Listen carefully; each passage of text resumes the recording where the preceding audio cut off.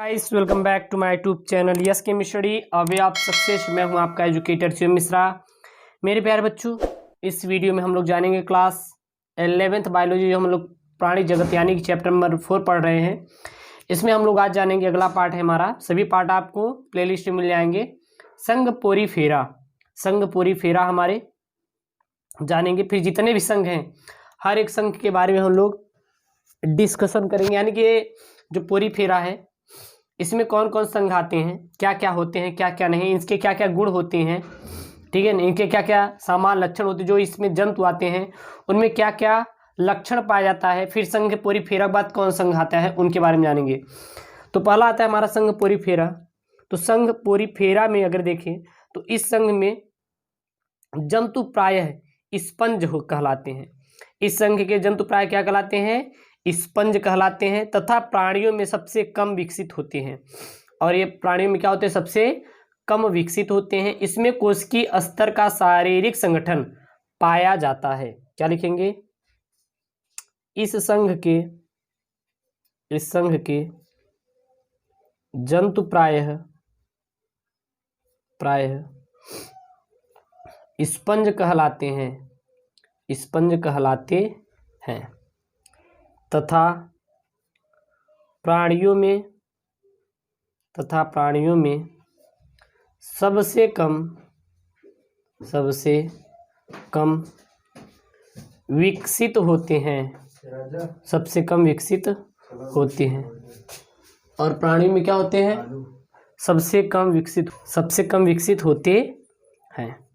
और इसमें कोशिकीय स्तर का शारीरिक संगठन पाया जाता है। इसमें कोशिकीय स्तर का शारीरिक संगठन पाया जाता है, ठीक ना। अब जो ये स्पंज जंतु होते हैं, इसमें क्या क्या प्रायः लक्षण होते हैं, इसको देख लेंगे। यानी कि इन जंतुओं के सामान्य लक्षण, इन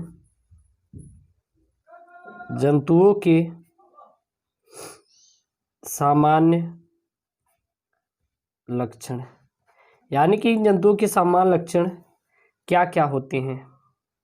पहला अगर देखें इसमें, तो इस संघ के जंतु वितरण में विश्वव्यापी होते हैं, अर्थात ये जलीय होते हैं और मुख्यतः समुद्री होते हैं, ठीक ना। तो क्या लिखेंगे, इस संघ के जंतु हर जगह उपस्थित होते हैं।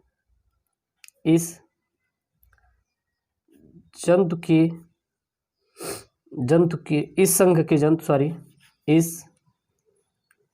के जंतु सर्वव्यापी होते हैं, और ये समुद्री होते हैं। और ये क्या होते हैं, समुद्री होते हैं, अर्थात जलीय, ये जलों में पाए जाते हैं। दूसरा हमारा क्या होता है, इसी से लिख लेते हैं हम लोग, पहला दूसरा पॉइंट में करके, ठीक है ना, कोई दिक्कत बिल्कुल नहीं। ओके, चलिए दूसरा हमारा क्या आएगा, ये वयस्क अवस्था में स्थानबद्ध होते हैं, यानी कि ये एक एकल होते हैं। ये वयस्क अवस्था में स्थानबद्ध होते हैं। ये वयस्क अवस्था में क्या होते हैं, स्थानबद्ध होते हैं, अर्थात एकल होते हैं, यानी कि एक ही अवस्था में पाए जाते हैं, एक ही जगह पाए जाते रहते हैं।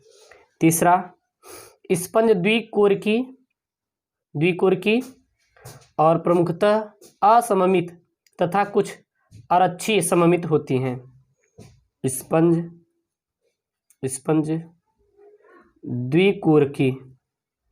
द्विकोरकी अर्थात असममित, असममित और अरीय, अरीय सममित होते हैं, सममित होते हैं। मैंने द्विकोणीय और असममित और अरीय सममित को पहले भी नोट करा दिया है, ठीक ना। चौथा है हमारा बाह्य अस्तर, जो इनका अगर देखा जाए तो इनका जो बाह्य अस्तर होता है वो पीने को साइड्स तथा आंतरिक अस्तर कीप कोशिकाओं से बना होता है। इन जंतुओं का बाह्य अस्तर पीनेकु साइड्स तथा आंतरिक अस्तर कीप कोशिकाओं से बना होता है,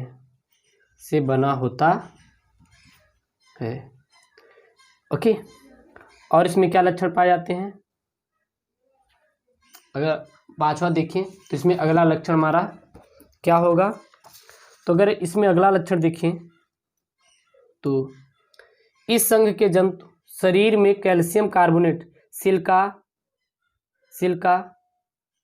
पाया जाता है, ठीक ना। इसमें क्या लिखेंगे, इस संघ के कुछ जंतुओं के शरीर में कैल्शियम कार्बोनेट CaCO3 सिलिका तथा स्पंजीन तंतुओं का बना होता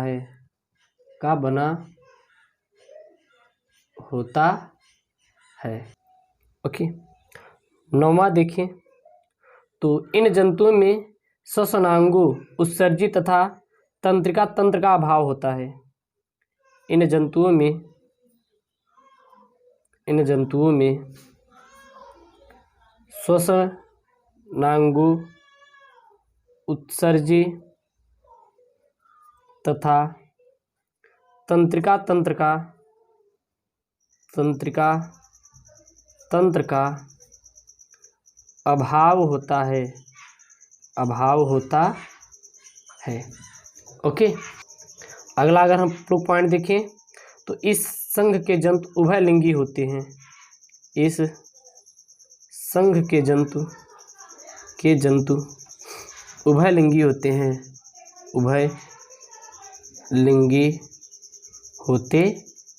हैं, ठीक है। अर्थात नर मादा एक ही जंतु में बनते हैं और इन पर परनिषेचन होता है, परनिषेचन। अब हमारा जो आता है इसमें आता है वर्गीकरण, यानी कि अगर इनका वर्गीकरण देखें तो कैसा किया जाता है, ठीक। तो अगला हेडिंग क्या बनाएंगे मेरे प्यारे बच्चों, वर्गीकरण। यानी कि जो संघ पोरीफेरा के जंतु हैं, अगर इनका वर्गीकरण देखा तो कैसा किया जाता है, यानी जो संघ ये पोरीफेरा के हमारे जंतु हैं इनका वर्गीकरण। तो क्या लिखेंगे यहाँ पे, वर्गीकरण। और किसका वर्गीकरण, संघ पोरीफेरा के जीवों का वर्गीकरण। अगर संघ पोरीफेरा के जीव देखें तो लगभग इनकी 50,000 प्रजातियां पाई जाती है और इनको कंकाल के आधार पर 3 भागों में बांटा गया है, ठीक ना। क्या लिखेंगे, संघ पोरीफेरा के लगभग 50,000 प्रजातियां पाई जाती हैं। मतलब ये भी तक कितना ही ज्ञात की गई हैं, इसके ऊपर भी बहुत सारी हैं। 50,000 प्रजातियां पाई जाती हैं। इनको कंकाल के आधार पर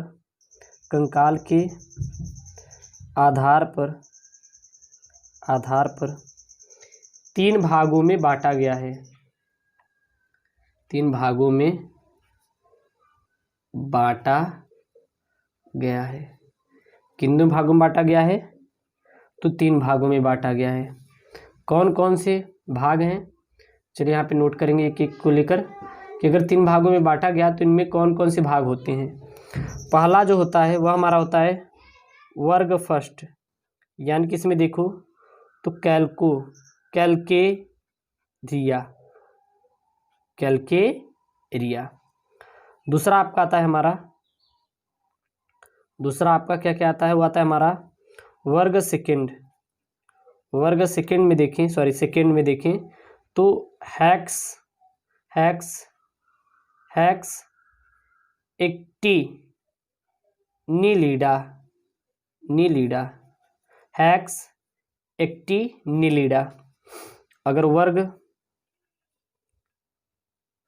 वर्ग थर्ड में देखें, तीसरे में, तो डीमू स्पॉन्जी। ठीक है, 3 में बांटा गया है। कैलकोरिया में बात करें तो इसमें उदाहरण के लिए कौन कौन से होते हैं? तो इसमें उदाहरण के लिए हमारे ल्यूकोसोलिनिया और साइकान इसके उदाहरण हैं। इसमें उदाहरण में देखो तो कौन कौन से होते हैं? ल्यूकोसोलिनिया और इसमें साइकॉन। ठीक है, अगर इसमें देखें तो इसमें कौन कौन से है? तो इसमें हमारा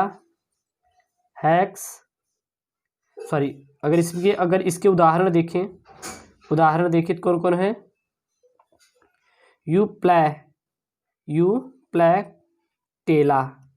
यूप्लैक्टेला हमारा वर्ग हेक्स एक्टिनिलीडा में रखा गया है। वर्ग थर्ड में देखिए तो डीमोस्पॉजी में कौन कौन से होते हैं? तो इसमें होता है उदाहरण के लिए कौन कौन है हमारा? क्लायोना और यूस्पॉन्जिया और हमारा स्पॉन्जिला और हमारा हिप्पो स्पॉन्जिया इत्यादि ये सब हमारे होते हैं। तो ये हमारा कौन रहा? तो ये हमारा रहा संघ पूरी फेरा। अब हमारा आता है संघ निडेरिया यानी संघ सिलेंटरेटा। अगला कौन सा संघ आता है? तो अगला संघ आता है, नोट करेंगे यहाँ पे, संघ निडेरिया। इसको और क्या जानते हैं? सिलेंटरेटा के नाम से जाना जाता है। तो इसमें देखें तो इस संघ को निडेरिया भी कहते हैं और अरस्तु ने इन जंतुओं में दंश प्रवृत्ति का अध्ययन किया और इन संघ के बहुत सारे जंतुओं के लक्षण भी पाए गए। तो इसमें क्या लिखेंगे? इसमें आपको सीधा लिखिए देना है कि इस संघ को निडेरिया भी कहते हैं। इस संघ को निडेरिया भी कहते हैं। इस संघ को निडेरिया भी कहते हैं। अरस्तु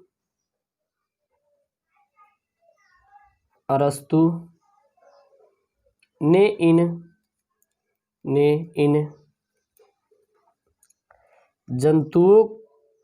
इन जंतुओं में दंश प्रवृत्ति का अध्ययन किया। दंश प्रवृत्ति का क्या किया? अध्ययन किया था।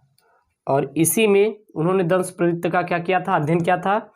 और इस संघ के जंतुओं के सामान्य लक्षण निम्नलिखित हैं। अब इसके बाद देखेंगे सामान्य लक्षण। मतलब संघ निडेरिया के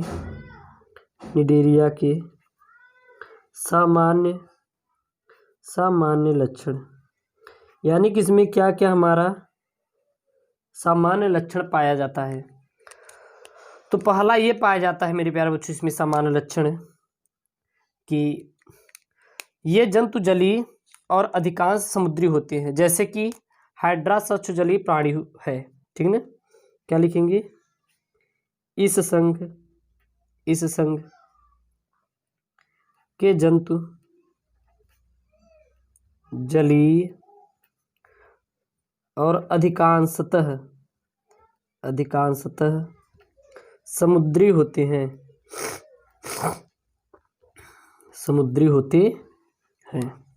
पहला है। अब आता है हमारा दूसरा क्या है, तो दूसरा है सेलेंटरेट में ऊतक निर्माण प्रारंभ हो जाता है, अतः ऊतक अस्तर का संगठन पाया जाता है। यानी लिख सकते हैं इसमें ऊतक अस्तर का संगठन पाया जाता है। इसमें हमारा ऊतक अस्तर का संगठन पाया जाता है।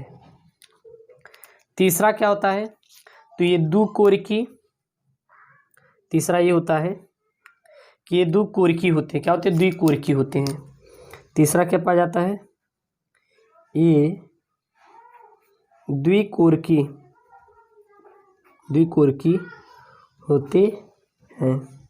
और क्या पाया जाता है, तो यह जंतु स्थिर होते हैं, स्थिर यानी कि स्थानबद्ध होते हैं। ये स्थिर होते हैं। पांचवा है कि इसमें श्वसन तंत्र, परिसंचरण तंत्र तथा उत्सर्जित तंत्र अनुपस्थित होता है। इसमें श्वसन तंत्र, उत्सर्जित तंत्र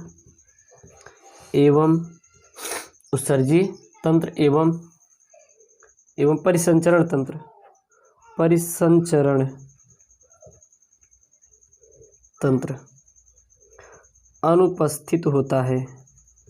अनुपस्थित होता है। ओके, याद रखिएगा। अगला हमारा क्या आता है कि अगला इसमें ये लिख सकते हैं कि इन जंतुओं में लैंगिक अलैंगिक दोनों प्रकार के जनन पाए जाते हैं। इन जंतुओं में लैंगिक और अलैंगिक दोनों प्रकार के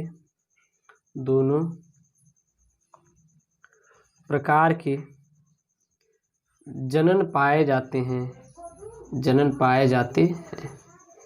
तो इतना मेरे प्यारे बच्चों नोट कर लीजिए। अब इसके आगे हम लोग जानेंगे संघ टिनोफेरा, तो इसको नोट कर लीजिए। और आप यस केम स्टडी से जुड़े रहिए, सो चैनल को जरूर सब्सक्राइब कीजिएगा। ओके दोस्तों, थैंक यू, जय हिंद।